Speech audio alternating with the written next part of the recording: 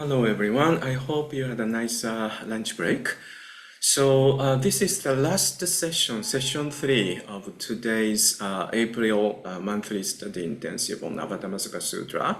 And for Avatamsaka Sutra series, this is lecture 14, number 14. So I'm going to go back right away where we left off before the lunch break. So we were talking about this word, Byodo. Just to remind you, I'm going to show, first of all, the pictorial image they depict. Hold on.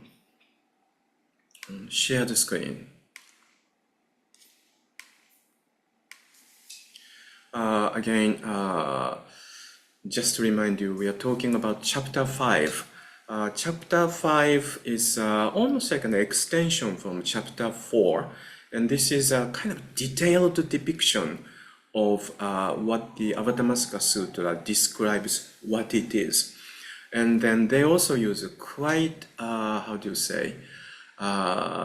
incredible visual images. And one of the images they are using comes from ancient Indian mythology. But of course, it is somehow maneuvered into Buddhist way. So we were talking about, they talk about the origin of the universe. Again, this is ancient Indian mythology, but it was kind of crept into early Buddhism. And then early Buddhism started to use the same word, but then started to change the meaning into a little deeper and then, more meaningful. And then with that, Mahayana Buddhism also extends it into deeper and clearer explanation. It's a symbol, it is a metaphor, but I think this is really beautiful way to describe Buddha's teaching, utilizing their indigenous original, mythology. So the birth of the universe actually does not have any matter. Unlike, for instance, I more familiar with the Japanese mythology. According to the Japanese mythology, there was two deities, one man and one woman, and they marry. And after their marriage, they decided to say, out of this very chaotic ocean, why don't we create one island? And then they decided to create another island, etc., etc. So many of those mythology, including Judeo-Christian mythology or Genesis, shall we say, there's always a matter. But unlike all of those, this is the most characteristic portion of Indian belief system. There was no matter, but there was a wind. And this wind is symbolically talking about emptiness. And then also wind is a movement. So this movement eventually is completely linked with Gautama Buddha's teaching of interrelated origination. So that is called, in this case, whirlwind. And it is wind. So as you remember, this gray portion is the wind. And on the top of that, there's something solid. This white portion is something solid. So it's almost like this trajectory of emptiness is form is emptiness is really combined into ancient, Indian mythology. I think this is very clever. And then, so the first most important foundation portion is emptiness or wind, whirlwind, or interrelations. That is called Byodo. Do you see this kanji? Oops, sorry, this portion. So this Byodo portion, Byodo, is, in English translation we have here, is translated as a level. So I thought that was very confusing. So I wrote it on the notes instead of using erase board. So I'm going to take this off. And then instead, I'm going to put the notes now. Hold on.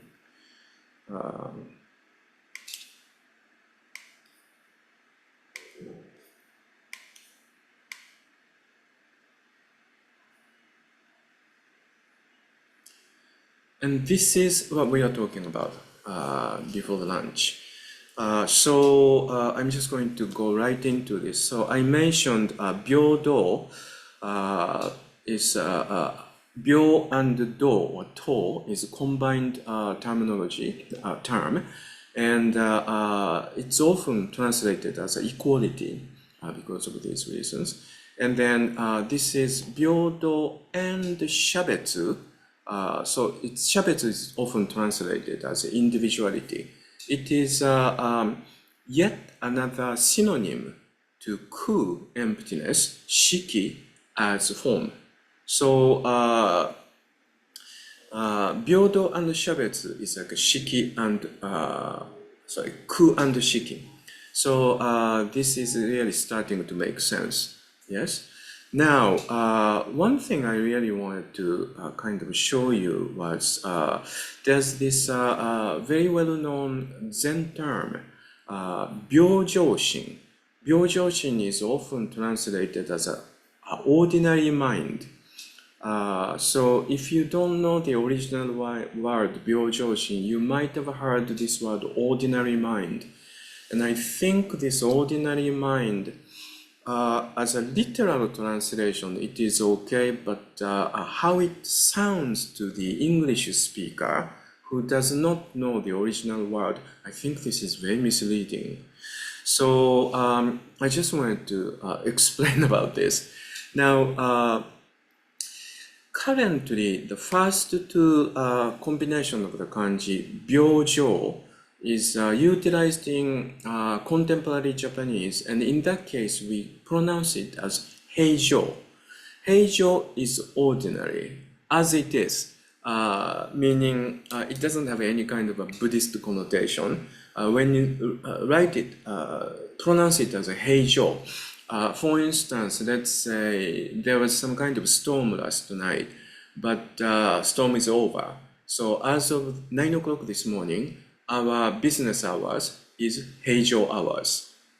So it is just ordinary in that case. But originally, this word Heijō was should be actually differentiated so that we understand, oh, okay, so the meaning is different. So therefore, currently, we try to pronounce this as Byōjō instead of Heijō.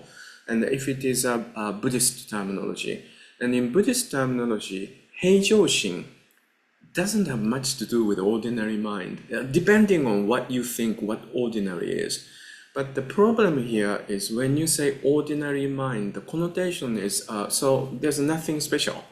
So in another word, when you are just living whatever the mind you're functioning, that's ordinary mind. So, you know, that's what it is. The problem is this is the word coming from Byōjōshin Zedo, which means Byōjōshin is the way, is the Buddhadharma. So very often people think, oh, so that means I don't have to do anything. You know, I just live like, you know, normally, you know. But when you say ordinarily, normally you are living, you're basically living sucked in and driven by karma. And then you are living out of a secular value of sense. So I think this is really important to understand what exactly original meaning of Byōjō instead of Heijō in colloquial Japanese. Byōjō's Byō, again, is Byō comes from Byōdo. So therefore, we are talking about you know, emptiness is form, form is emptiness is one aspect of true reality. So we are not looking at from my egoistic point of view, and we are not looking at this from, let's say, a secular point of view, secular value. And then Jo is utilized as a vis-a-vis Mujō. Mujō is the original word Gautama Buddha described this as a skillful means. It is often translated, your very familiar word, impermanence. But impermanence is something from we see this world. I see this world as impermanent. I feel this is impermanent. So again, it is a part of the reality we experience, but it is not the Buddha Dharma. So therefore, from Buddha Dharma portion, it has to be Shiki and form is combined, right? It is the same thing, but you need two views. So therefore, in one view, nothing is actually moving, nothing actually is happening, because it's just a matter of setsuna, setsuna, setsuna, this place, this place, this place of manifestation of entirety. So therefore, it is eternity. But this Jo is not really an eternity. Jo is about something goes beyond. Okay, hold on.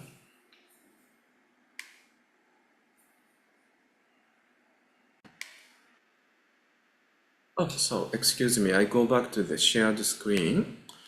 I think this is the shared screen. Okay, so just like the word maha, maha is often translated as great, but the meaning of the maha is beyond those dichotomy vis-a-vis small and large. So in another word, this Jo is beyond the dichotomy between Mujo and Jo. And in that case, you use the word just Jo. So Byojo is not ordinary, as a matter of fact. When we say ordinary in English, I think the connotation is more from Shiki side, right? Mujo side, Shabetsu side. And then the last one, Shin, again, I think there's a organization called Ordinary Mind. I think it is stemmed from some sort of Buddhist thought system. But I think this organization is run around psychotherapy. And then also founder of the organization is a psychotherapist. So again, I think their way of looking at this word mind, they are talking about the human psychological mind. Again, that is not what the original ordinary mind is talking about. So this mind, unfortunately, it is Shin, but we really don't have a proper translation of English word. But of course, that's always the problem to bring one completely new thought system or culture into another culture, thought system. Never really experienced the other side. So therefore, we don't have the word to place it into many of those words. But this Shin originally means human cognitive mind, brain and mind and consciousness. But this is the area where our maturing practice really goes in. And when you really start to deepen your practice and deepen your understanding, you really start to understand this body and mind is really related with everything in the universe. So therefore, this mind my personal mind and consciousness starts to include everything around us. So therefore, this mind is, shall we say, expanded mind, expanded consciousness, expanded universal consciousness, so to speak. Like universal self is the terminology in English people often in Buddhist community uses. So therefore, this Byojo Shin is the Buddha Dharma, is the way, doesn't really particularly mean ordinary mind is the Buddha Dharma. So we just have to be very careful with this word. I think, that conversation, Zen conversation really appears very often. This, ordinary mind is the way is the very often popular translation. But when you encounter that, please remember this. Because if you read it as an ordinary mind is the way, and if you think, oh, so this is, my mind I have as a human being, and then, I think this way, my opinion is this way, etc., is the Buddhist teaching. You cannot really read through this dialogue, and dialogue doesn't make sense. I hope you have known this dialogue somewhere before. I am sure I have another opportunity to bring up the whole dialogue sometime else, but I just want to come back to Avatamsaka Sutra at this point. So anyway, this is the level portion. Now, someone asked me, why does this translator, we are talking about the page 179, translates this, I just showed you the pictorial image. It says Byodo. Sorry. But in the translation, it's level dwelling. And is it helpful to translate that way? I don't know. But I think what the translator meant is this. So for instance, Byojo is emptiness, yes? And within this emptiness, we also have another reality called form. Let's say it's just like a spring and flower, Dogen's favorite analogy. So I say there's a spring, so therefore, as a manifestation, the flower is blossoming. But when you say, there's a spring, you can't really see the spring. But as a skillful means, so to speak, to explain, you may say, there's a spring here. Yes? And of course, this here is connected with the entire universe. But as a skillful means to explain this, well, there's a spring here, but we can't really see it. But as a manifestation of the spring, as one of the manifestations of the spring, flower is blossoming.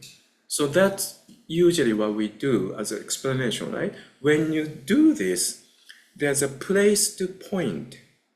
Remember, I was explaining in the previous lecture, abode is the preferred translation by this translator, is dwelling place.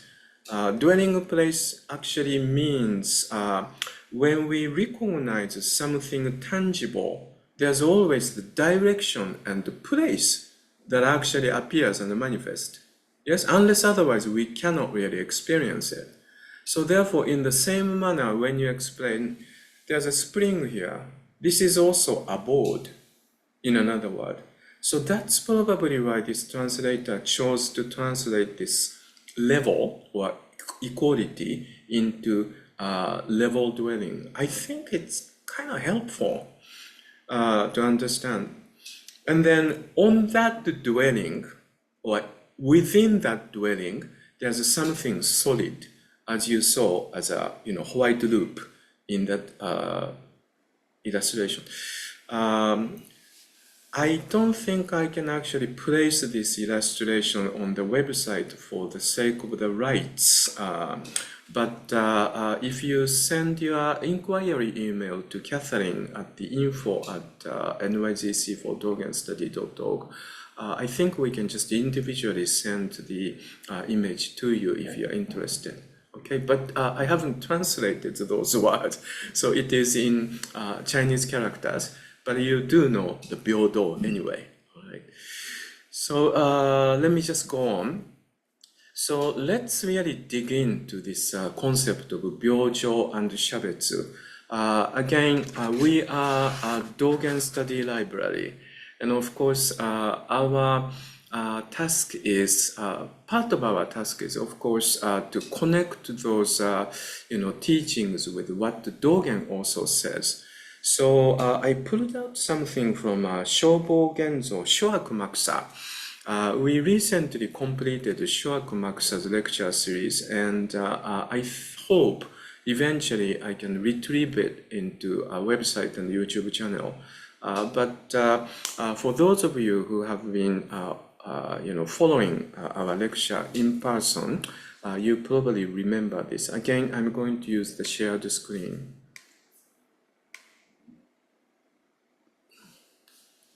Probably some of you remember this line. I'm just going to read through. This is very short. So, 善悪は自なり、自は善悪にあらず。Offered translation from Soto School version of translation said, good and evil are dharmas, but dharmas are neither good or bad. So I detranslated into good thing or bad thing. They're simply the manifestation of the interdependent origination at this time and at this place. The Dharma, interdependent origination, is beyond the dichotomy of good and bad. That's what the line is trying to say. First of all, this word ji is translated as a dharma, so it's a little confusing. Ji is ji from uji. Ji is time, but when you use the word time, it has to come with the space and time, because time and space is only recognized and only experienced by us. So in another word, when we recognize the universe, it comes with me looking at, experiencing time and space. And this time and space is the manifestation of entirety. And then what we say good and bad has nothing to do with this entirety's manifestation. It's just a moment by moment by moment of interrelated origination manifesting as it is in front of me and together with me. And so this is a very interesting portion. Yes. And then 善悪は法なり、法は善悪にあらず. Here, Dogen did use the word dharma here. So the translation is good and evil are dharmas. Dharmas are either good nor evil.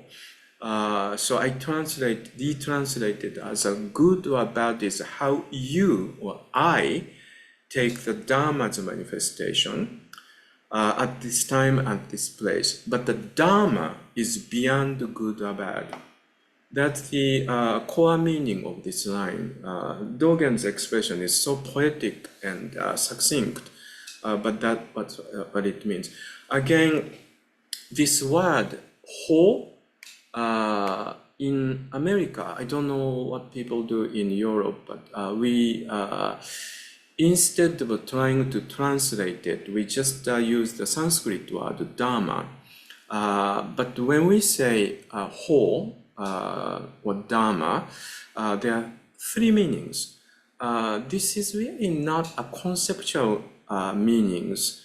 Very often people say, yeah, dharma has three meanings. And if you do like Google search, those AI, information says dharma has three meanings. 1, 2, 3. But again, dharma, Buddha's teaching is about your life. So when we actually get hold of those information, you really have to kind of take in as, so what does that mean to me? As you know, the first Dharma is basically talking about the existence. Existence meaning something I recognize, something I can feel, touch,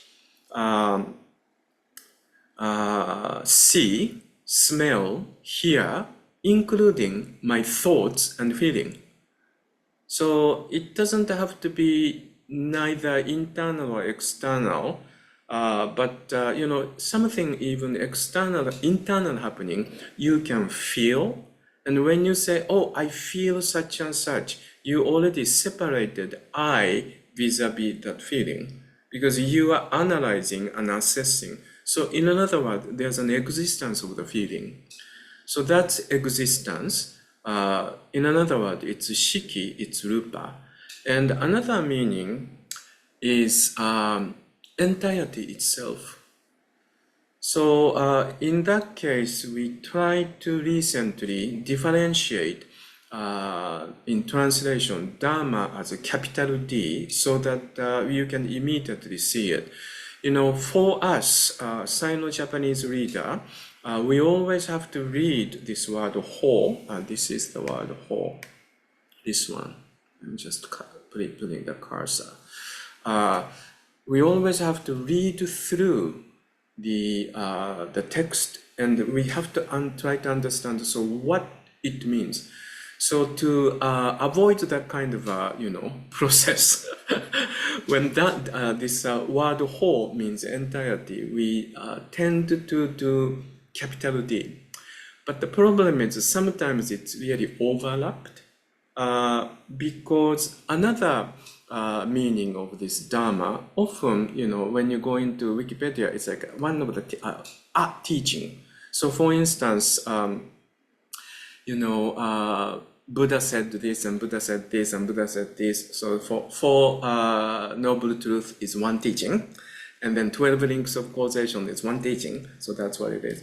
But yes, that's okay, but it is a very conceptual way of understanding, and it's like an informational way of understanding. But I really like to translate it as this is the principle of life. So the third meaning, yes, it's a teaching. So therefore, it's our principle or direction we follow. So those are the three meanings. And then in Dogen's writing, sometimes it's overlapped, so it's a little difficult to differentiate with a capital D or lowercase d. But I think this one should be written as a capital D. So good or bad is how I, from my point of view, as a shiki, as an existence, so to speak, separating this and this and say, I think this is bad, I think this is good, but the Dharma itself doesn't really think this is the good and this is the, it's a bit like for Judeo-Christian tradition, it may not hit directly because there's always that type of thought system. Does God have mind? Does God think? Does God feel? But remember, we have no concept about that. It's a completely different directional, I don't know, religion or spiritual system. So anyway, next one. This is the one. 法と悪とあり、なり、sorry. 法と善となり. This is the to. Do you see this word? It is set here. 平等ずと. So again, this one we are translating as equal, but you level well, or just simply taking the original Buddhist terminology as 平等. We often create new words to indicate Buddhist teaching, combining two kanji. But when we are all on the same page, understanding what we are talking about, we often, decompose those two kanjis into one kanji. So this is the challenge for those people who try to study the original text from Sino-Japanese text. But this to is 平等ずと. So meaning is 平等ずと. So Dharma come from level dwelling, and then evil are also level dwelling. In another word, on the level dwelling, something that appears as bad, sometimes that appears as good, comes from level dwelling. But level dwelling itself is not saying this is Dharma, this is good and this is bad. But people like us who are, well, if I use that analogy of that pictorial image, who are in this solid ground, looking at this and decide good or bad. And then Dharma are equal, good are equal. So in another word, both good and bad actually comes from level. dwelling. When the dharmas are unequal, evil is unequal. When the dharmas are in equality, good is in equality. I retranslated. When the dharmas are in equality, I think this is also Okumura Roshi's his personal choice of translation. When the dharmas are here, when the dharmas are in equality, evil is in equality. When the dharmas are in equality, good is in equality. In Shobo Genzo Zuimonki, in book 1, there's a very difficult conversation. We often receive so many questions. It is regarding about two koans. One of them is Hyakujo's old fox, and then another one is Nansen cutting the cat, and it's combined as a conversation. But it is really about this portion of the conversation.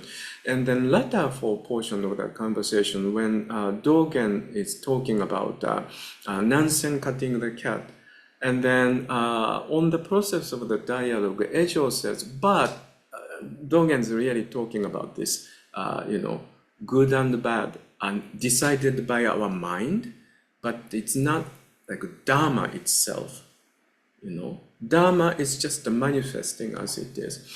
But then Ejo says, but can you say what you saw when, let's say, when Nansen's cutting the cat, killing the cat, so shall we say, that particular moment, can you say it's an evil moment or evil soul?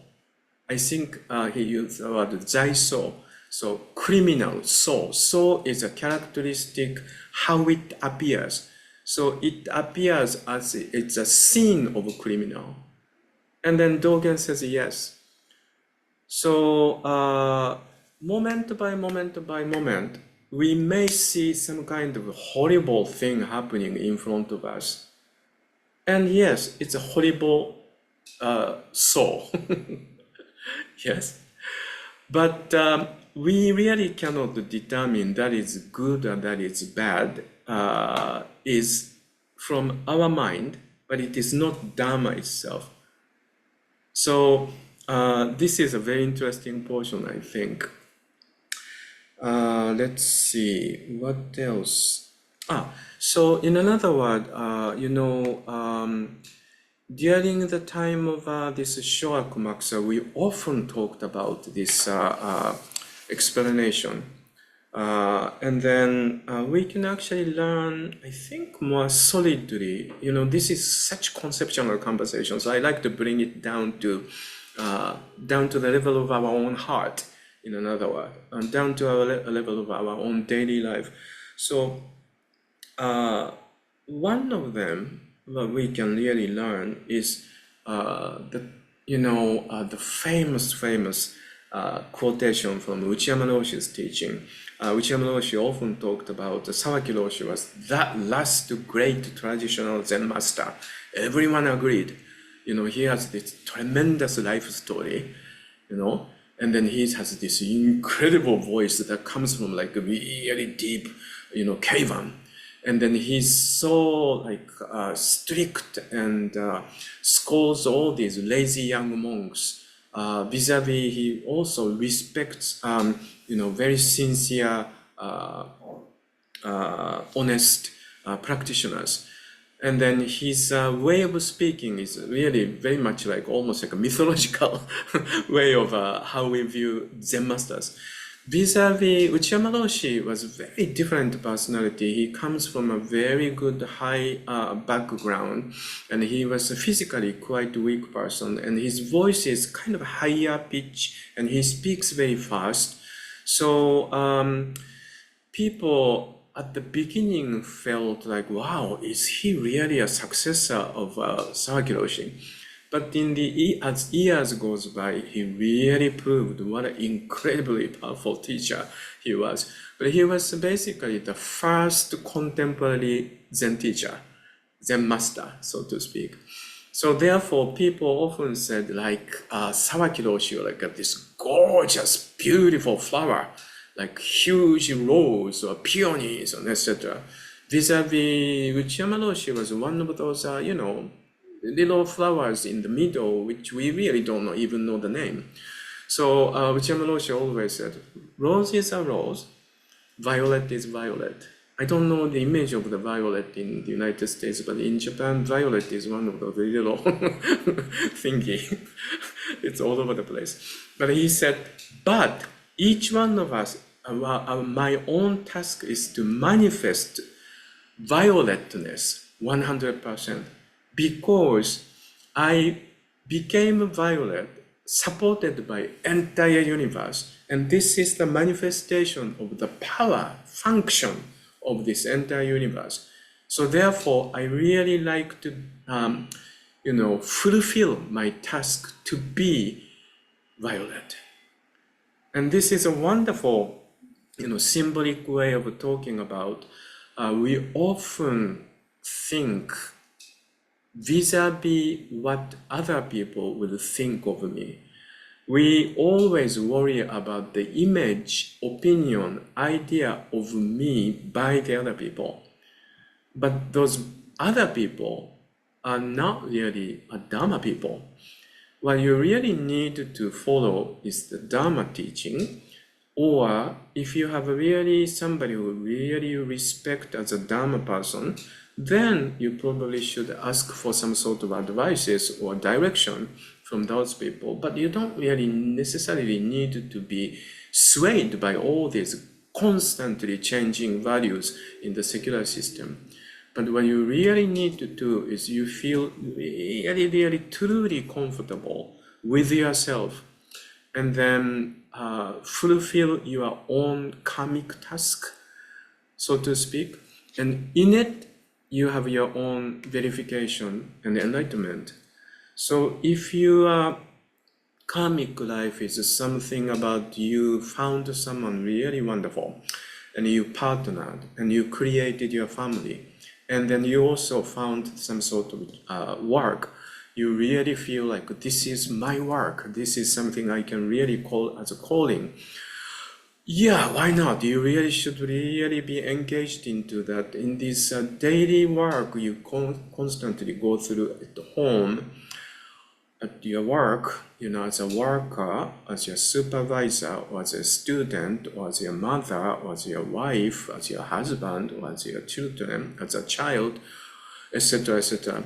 In that, you will find the Dharma, and in that you do fulfill what you are supposed to be, like fulfilling as you are, given from this entire universe. That's one thing. And another thing is this word Byodo's To and Byodo's Byo also means we are receiving everything equally. In another word, as we go on, my wonderful mentor, while I was working in a hospice, I really respected this man whose name is Franco Staszewski. He was one of the co-founders of Zen Hospice Project many, many years ago. I think it's 1980s. He often said, welcome everything, push away nothing. And he was such a genius to, rephrase those very conceptual, very difficult to understand Buddhist teaching into such understandable daily language.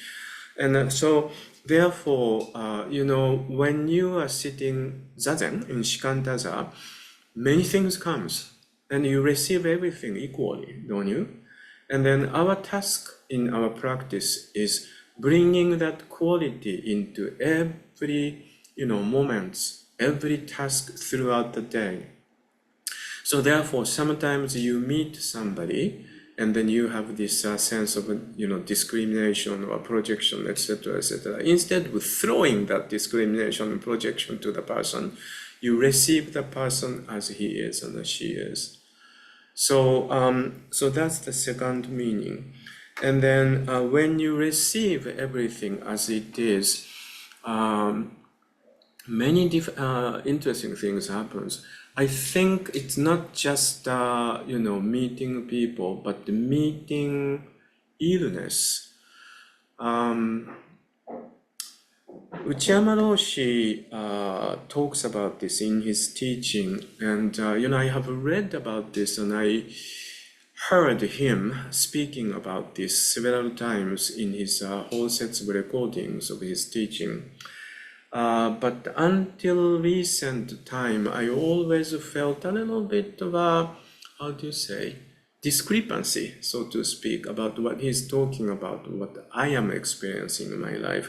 This is what happened when he was in Antaiji, and I think Sawaki Roshi was not around, and then so therefore he is all alone. I think he was with Yokoyama Sodo Roshi, but they were not really living in the same quarter of Antaiji, so they were practicing almost separately.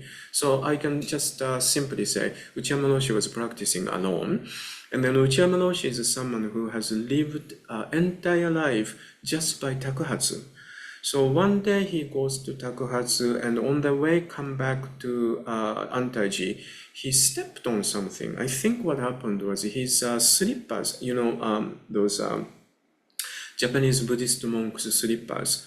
I think the, how do you call this portion?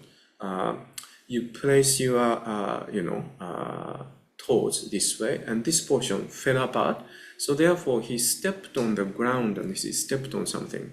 And at the beginning, it was just a little injury. But as the day goes on, something happened, and I think he got infested with the germs, and it became intolerable pain. And at that time, he was not even able to pay the minimum. Japanese insurance system is quite minimum. But as a so-called homeless person, he was really keeping this really original way of being as a Buddhist priest, and he was not able to pay for national insurance. So therefore, he didn't have money to go to the doctor, because if he goes, he needs to cash payment without insurance. So he tolerated to the point one night he just couldn't even sleep, and he couldn't even move, because each little moment affected his injured foot. And but he mentions at one point he really started to recognize there's nothing but the pain. It's a very interesting thing to say. When we are hurting, when we recognize we are hurting, yes, I think there's a separation. Because I say, I am hurting, my back is hurting, my legs are hurting. But at the same time, if the pain is 24 hours straight, there's no moment you can get away with it. There's no longer can say, oh, I hurt now. I wasn't hurting before, but I hurt now. But what it is all the pain. And then you are just completely one with the pain. There's no separation between I and the pain. And I think Uchiyama Roshi utilized that analogy from time to time to talk about this Dharma. But I always felt, well, in 1999, I got very, very sick. And then I was in bed for a few days before, coincidentally, a friend of mine contacted me and found out I was so sick, so much so I couldn't even come to the door to open the door. Fortunately, this was a dear friend of mine. She had my key. So she came into the door and found me like completely being one with the pain. And she's the one who called my other people, and etc., etc. Then eventually I was brought over to the emergency room. But I remember at one point, even though most of the time I'm not like Uchiyama Roshi, I'm constantly venting. But yes, there was a moment of I felt, yes, there's a pain. But at the same time, what's there is just the pain. There's no me hurting. So I somehow kind of understand this. And then, of course, when you are in pain like that, again, there's always a little moment, there's something you can do. It's very strange. Like when I'm being in so much pain, when the phone rings, I have this sense of, no, I can't even go to the phone. I can't even reach the phone. But then there's a little sense of, I should reach the phone. And that's the next moment I should really, make an action. And then I do that. So it's very interesting. Even though it is a manifestation of Zaiso, criminal lakshana, or it's just a moment of awfulness in front of me. There's something we can do. Yes, we can just remember conceptually, it's just that, but at the same time, this is also one of the reality. There's always this. So this says, okay, but then there's something I can do. So I think this is also very interesting for me from this teaching, this portion. Third thing, we often worry about something bad happens or something good happens, we are just flying away.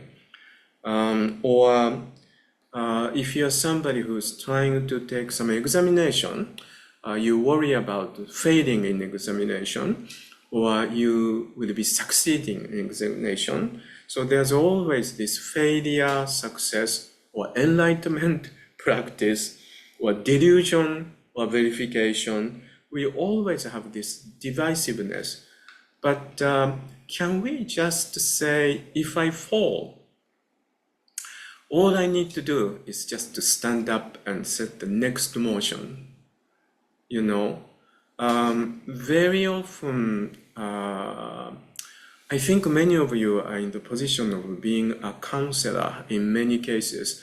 Well, in some cases, you may be a licensed professional as a counselor, or in some cases, you may be a parent, and you may be counseling your young children, etc., etc.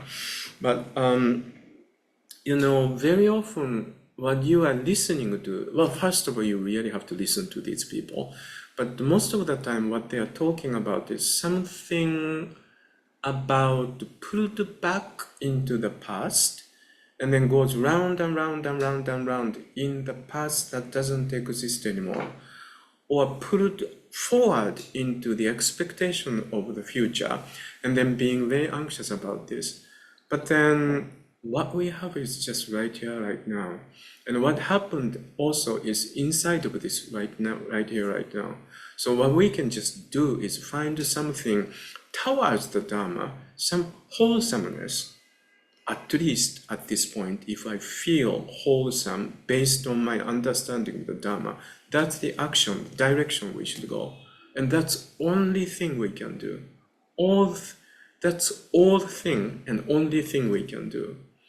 If we really understand the Dharma, that's the only thing we can do. So therefore, instead of going on and on and on and on, why don't we just stand up and set next motion?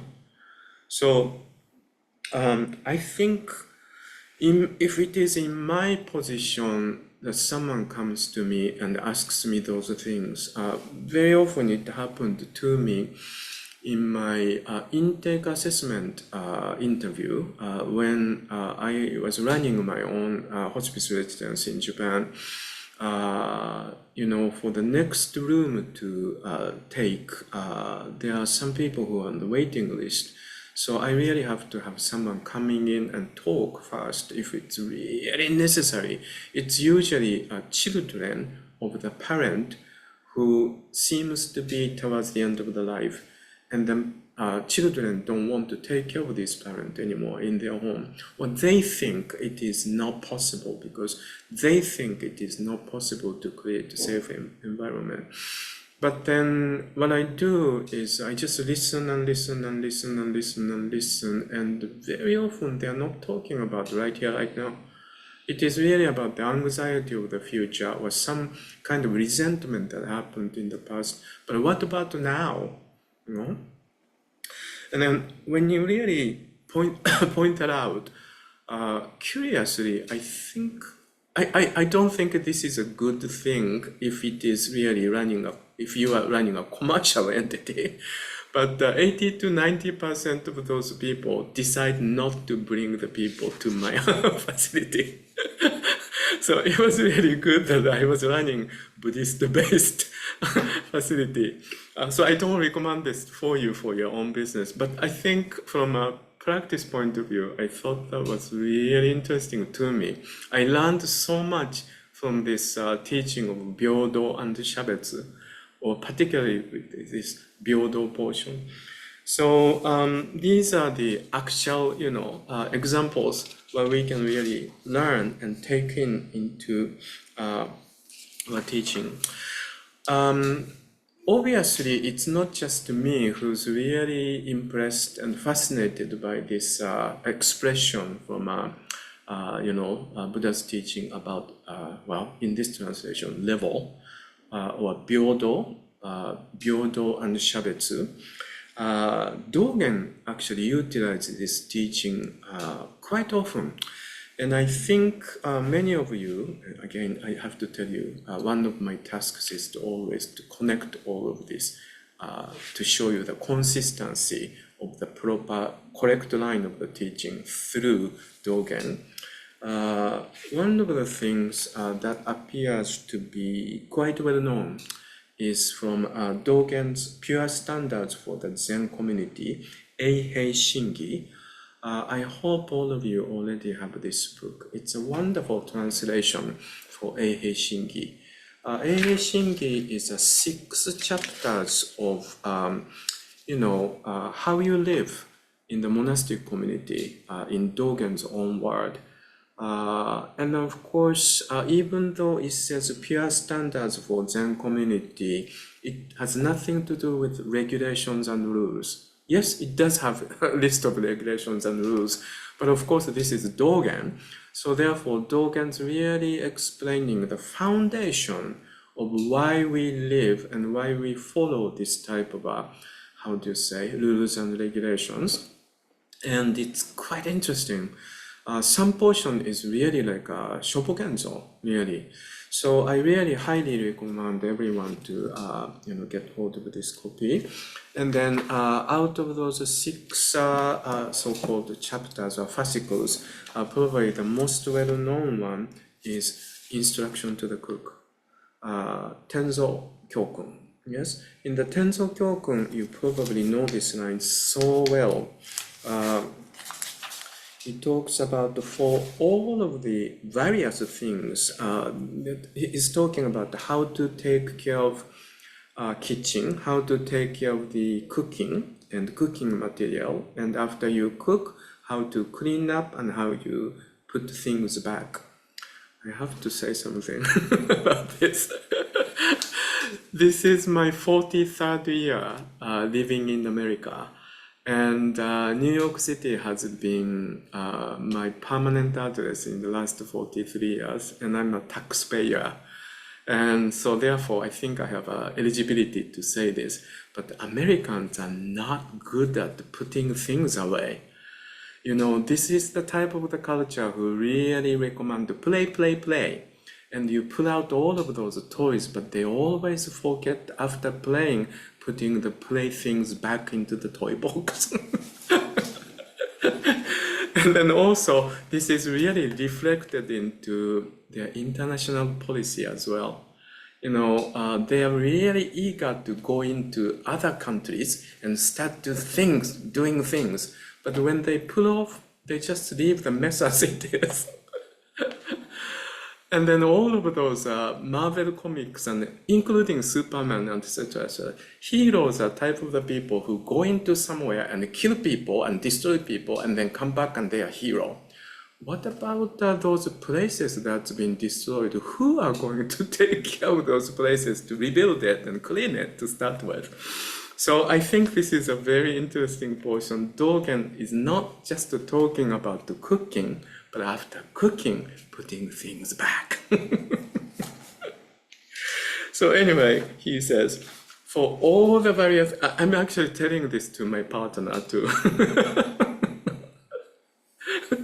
Sometimes he tells me, oh, I know you like to cook, but why don't I give you a little break? And I really appreciate that. And he comes to the kitchen and he spends a long time and wonderful cooking, and then food is prepared. Then after that, I always have to be, it's me, I have to be the one who goes back into the kitchen and clean up the kitchen. But anyway, let me go back. For all the various things, put away in high place things that belong in high places, and put away in low places things that belong in low places. And then he quote, a high place is a high level, and this is the translation of Byodo's Byodo. And low place is low level. And people often say, what exactly does it mean? And particularly, people who are so conscious about the type of the society that is so still hierarchical, and lots of people are discriminated, and people always link this as if Dogen's is saying, you are born in lowly place, so stay there. That's not what Dogen's talking about at all. So this Dogen quotes the whole thing in Eihei Koroku. Again, I hope you already have this copy. Dogen's extensive record is the wonderful translation, again by same partners, Okumura Roshi and Taigen Dan Layton-san. I wonder if his organization in Chicago is still ongoing, but or he has really decided to devote himself into writing. But translated by two of them as a collaboration. It's a translation of Eihei Koroku, Dogen's extensive record of his teaching. And then if you do have this book, as you know, this book has 10 volumes, and it is volume 9. Volume 9, page 581. This is one of Dogen's favorite teacher, Issan, and also his student or disciple, Gyo-san. Issan and Gyo-san's conversation. So this, quotation, high place, high, low place, high, low place is high level, low place is low level, actually comes from this Zen conversation, Zen dialogue. I'm going to read it, though I think many of you are quite familiar with this dialogue. It's titled as One Seedling, High and Low. This is, by the way, just in case if you're not familiar with Issan and Gyo-san, let me just tell you about their story. I think I got time.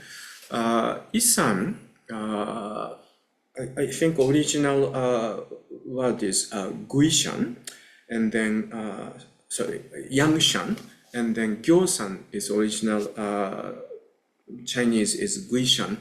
Though my pronunciation is so bad, I can't even communicate with the Chinese speaking people.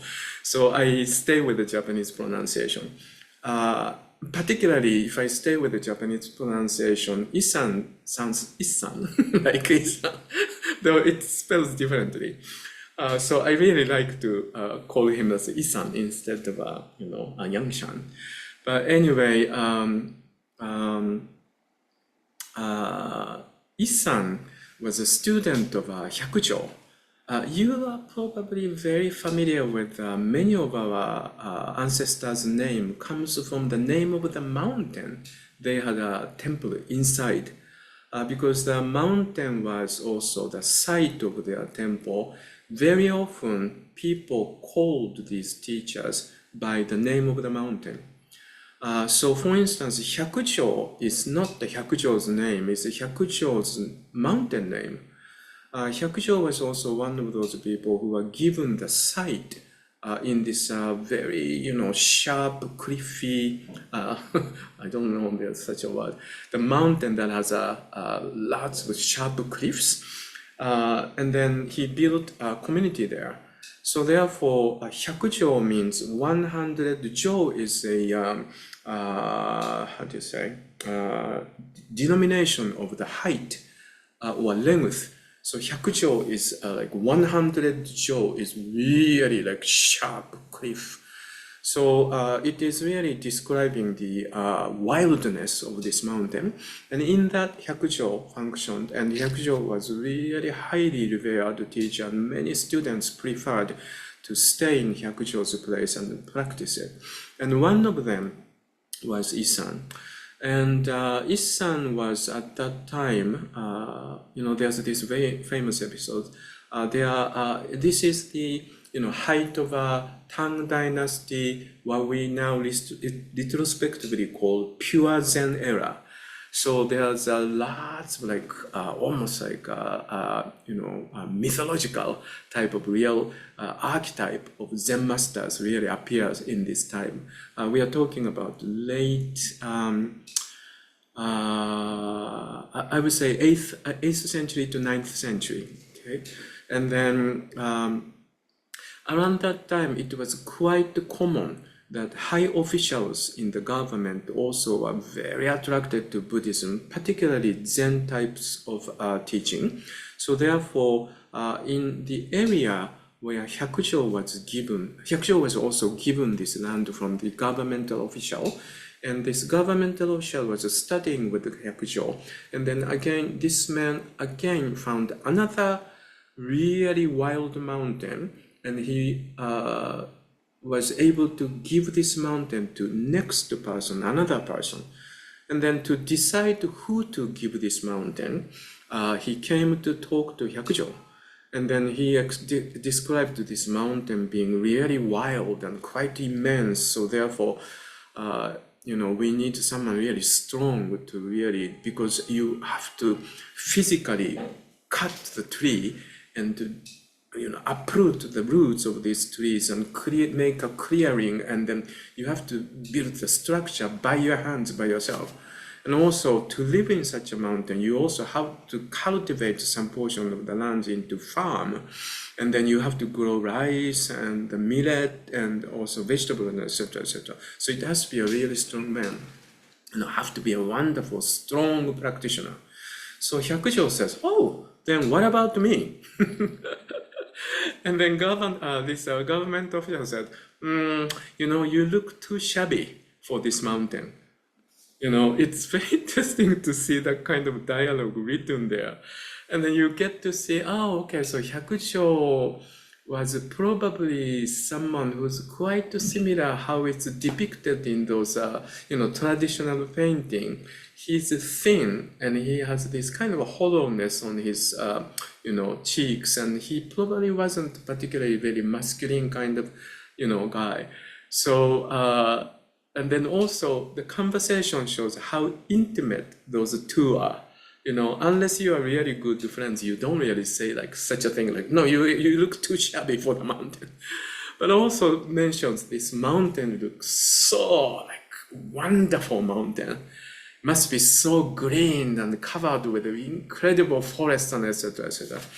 So anyhow, Hyakujo says, "Oh, okay, then let me think about that." And he thinks about the first person should be Shuso. Again, Shuso doesn't have to be someone who's assigned as a head monk for 3 months or 6 months. Shuso originally means someone who sits right next to the head of this monastery, in this case, Hyakujo. And then Shuso means the neck of the line of the chairs or seats. So therefore, it's the number one guy among all the disciples. And then what happens is this government official gives a test. It's an audition. But interesting thing is, this audition is just walk, and they give it an attitude, like, so it's a bit like, I don't know, voguing. If you are somebody who's familiar with those runway fashion shows, audition for the fashion models, basically you go to this audition site, and there's a line of the people, like including fashion designers and directors and etc., and they say, please just walk. And then you just walk and give it an attitude, right? And so they also humorously copied it into, do you remember the funny movie called Paris is Burning? Downtown culture, who eventually created about voguing, imitating how Paris runway collection models walk, but into a very humorous way, and then eventually became a very mainstream, and Madonna even had a song called Vogue. But anyway, it's just like that. So I always read this portion, and it makes me so happy, because people always think Zen is so stern and serious, and it's all about such a tragedy. It's really not. This Zen dialogue, Zen literature is so wonderful. Sometimes it's so humorous and downright funny. Sometimes it has a really kind of lewd joke as well. But anyway, so the Shuso does that, but the government official said, no. So he didn't pass the audition. So then second person, Hyakujo, I chose was Issan, and Issan was a tenzo at that time, so he's really busy in the kitchen. So Hyakujo asks his jisha to go all the way to kitchen, and I think Hyakujo's place was really quite large. So just imagine, some of you probably stayed in Eiheiji once or twice, and even many times. If you are in a guest room, and then accepting your guest and having conversation, and then asking somebody going to kitchen in Eiheiji, how many kilometers you have to actually run? So similar situation. So Jisha runs, and then Issan said, I'm so busy, why now? Do I really have to do that? He takes off the apron, and he runs back together with the Jisha, kind of out of breath. And then there, they explain. I think they probably didn't fully explain it. So they just said, Issan, just walk and give it an attitude. And then he does that. He walks and he goes, and then, this is the guy, the government official says. And that's why he became Issan. Name of the mountain. So he goes there. At the beginning, no one really wanted to do such a hard job.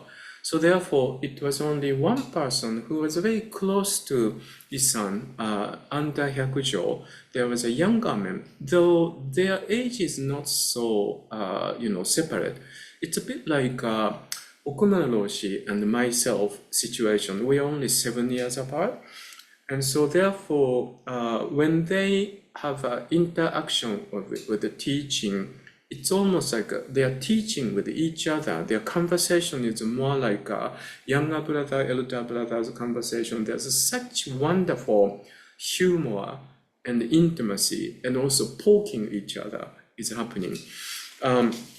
So Issan went with Gyo-san to this place, and at the beginning there are only two of them working.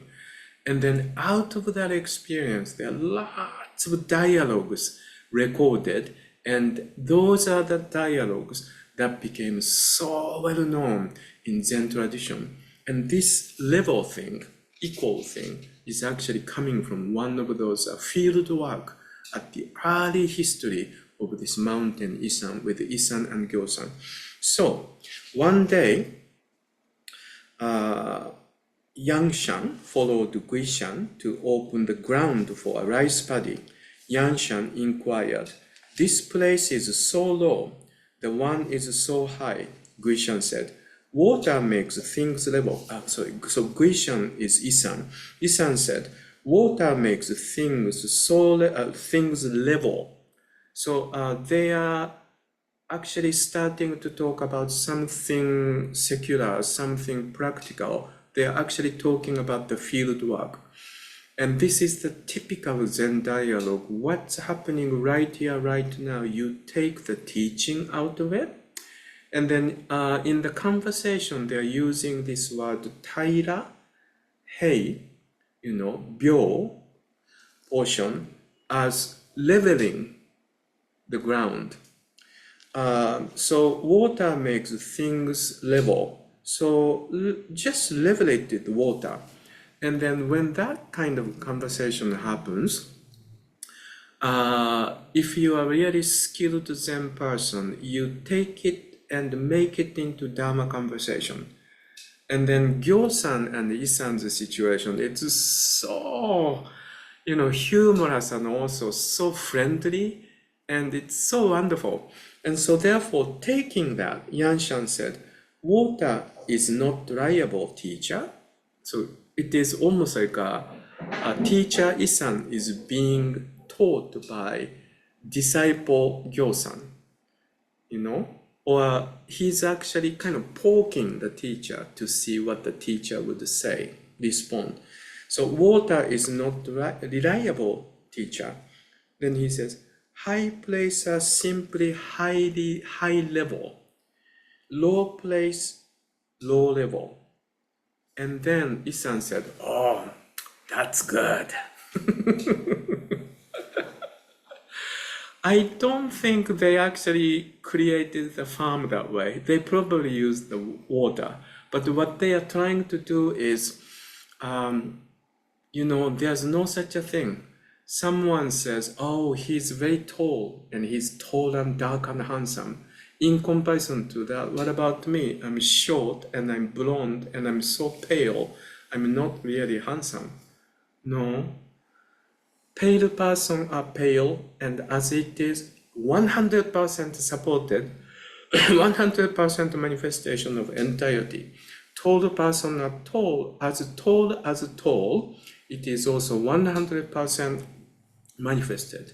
Tall person's task is to fulfill tallness. Short person's task is to fulfill the shortness as it is. But this word short and tall doesn't have any kind of value system. It's just that, just that. So this is rose, violet is violet.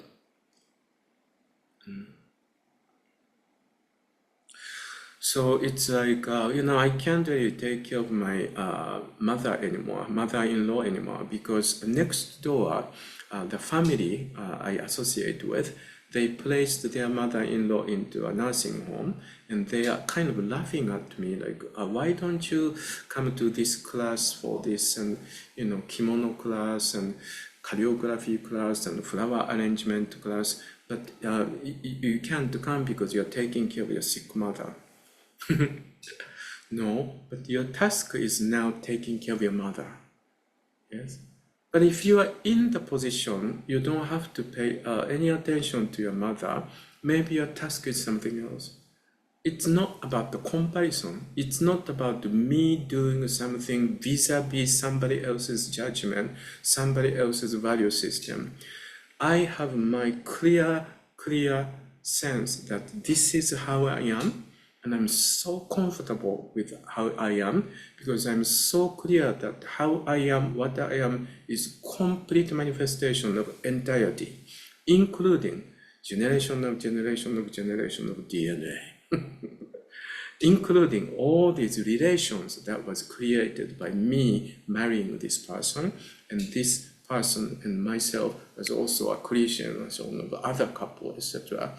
And this is just incredible interdependent origination. So my task is just to focus on taking care of my mother-in-law. So just like that. And that is high places, high level, low places, low level. And as a matter of fact, there's no high or low. So this is a beautiful teaching, and also incredible, quotation to use. And as you know, in Dogen's extensive record, Eihei Koroku, after he quotes this, he gives a little bit of a praisal poem This poem is quite famous and it's beautifully translated. It says something about you think you are growing this year, you think you are growing that there, but as a matter of fact, what it is just the entire green field.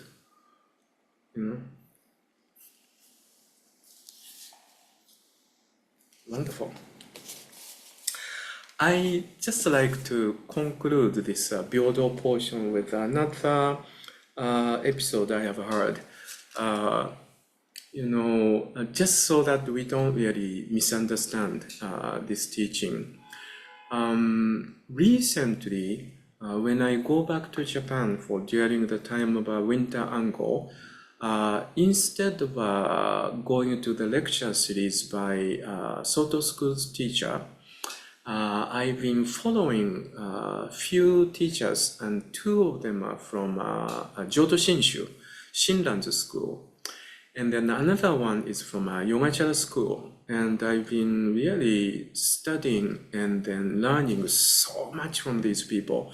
The reason is currently I'm having lots of questions about how exactly this how do you say, separation between Buddha nature group and then reading Shitsu Bussho differently, like Dogen, started to happen. And then within the group of the people who only study Zen school or study Buddhism after China to Japan, it's quite not really clear with the explanation. So I sought after the type of the teacher whose specialty is the time of Indian Buddhism coming to China, and what exactly transformed and what exactly changed, what exactly added. That was my main focus of the questions recently. So I found a couple of wonderful teachers who's really knowledgeable and then quite clear in the way Dogen is. So one of them is Ogawa Ichijo sensei, and he's the head of a theological department of Jodo Shinshu. And I was introduced to this wonderful teacher through my teacher in Japan, Honda Roshi. Has 3 children. 2 of them, men, became Buddhist priests. Another one, woman, also went to Buddhist university and completed a PhD class under this teacher, Ogawa Ichijo sensei. And Ogawa Ichijo sensei is also head of the entire, Shinran school, we call Jodo Shinshu. And then I'm learning a lot for that particular portion from Indian Buddhism to Chinese, Japanese Buddhism portion from him. And then I really resolved many questions, which I like to share with you in all of those lecture series. But anyway, from this Ogawa sensei, there was an interesting portion about this Byodo portion. In Abhidharma Buddhism or Indian ancient Buddhism, there's a story about how Gautama Buddha was born. And Gautama Buddha was, in mythology, born Mother Maya, right? Maya's armpit. And without knowing the culture, we always feel, what the heck does that mean? What is the symbolism is that? And so therefore, this was one of my questions too. And then I have heard from Ogawa sensei, it is basically based on ancient Buddhist, ancient Indian tradition. Ever since the beginning of this tradition, India always has struggled with this really unwinding, caste system, hierarchy. And then based on the hierarchy, Baramons, highest, usually there's divided with 4 major hierarchy, and then underneath there's untouchable. And in between, inside of this four caste system, there are hundreds of minor caste system, and it's so difficult to break through. But ever since the beginning of the history, they always said the Brahmin class was born from the head. And then Kshatriya class, which is also Gautama Buddha's class, Kshatriya is kings and lords and aristocrat class, were born from armpit. And then regular people, ordinary people like us, the workers, regular workers, ordinary people, were born from the crotch. In another word, from the mother's womb. And then Shudra, that is basically servants class. Servants is a mild word, but it's more like a slave class who works for Vaishya and other classes of the people, were born from the sole of the feet. So Ogawa Sensei, when he first found that out, he had this, I think he spent a lot of time in universities in India, spoke with his colleague who was also teaching religion in this university. It was a professor friend, and said, this is an awful discrimination. And then this professor said, but you know, the indication of this story, most of us don't take it as it is like that, as a discrimination, but it is a symbolic way of talking about, you know, human being cannot really live without legs, without feet, and without arms and hand, we cannot live. We also cannot live without head. So therefore, each one of them functions their own function fully, then the entire, you know, body of life functions. That's the explanation this professor of India gave. Ogawa Sensei said, well, if you say so, that is so, but at the same time, in reality, Indian society is still so divided in caste system. So you really have to understand, you know, this professor he spoke with was not Buddhist. He was a Hindu practitioner. So our way of looking at this teaching of level is not really like that. You know, if we are really translating this into this caste system or discrimination, well, Gautama Buddha's approach was completely opposite. You know, he astonished the people in his society of his time by taking everyone from every single caste system equally as equal disciples. This also includes criminals. And he had a student from Untouchables who was residing in the same place and doing the same practice together with the people from the Brahmin class. So I think there's a little bit of a difference of understanding, and we really have to understand this equality, not just a conceptual understanding, not just you know, really wonderful explanation of how this world is, but when we manifest as a human being, it's a little different from what this Hindu professor said. So I think I actually like to say a little more about this Byodo before closing this chapter, but time's up. So I'm going to close this month's intensive study with this note, and then when we meet next time, oh, by the way, May next month is Okumura Roshi's study intensive lecture series, 10 days long lecture series, and he's going to talk about Ejo's Komyozo Zanmai. I understand the Ejo's Komyozo Zanmai also does lots of quotation from Avatamsaka Sutra, which actually comes from the following chapters. So therefore, when we meet in June, I really like to show you what Okumura Roshi would be speaking of next month.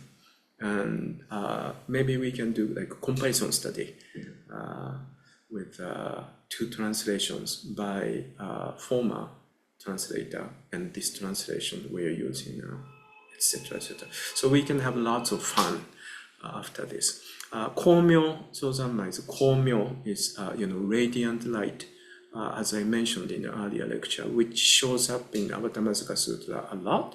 And as a matter of fact, there are chapters about that too. So we can really look forward to Okumura Roshi's lecture, what he would say, what Ejo would say, and then compare it with Avatamsaka Sutra. Well, thank you very much. And for Avatamsaka Sutra, I will see you in June next time.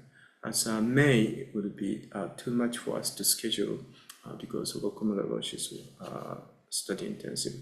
Next study intensive for us on Avatamsaka Sutra will be in June. Thank you.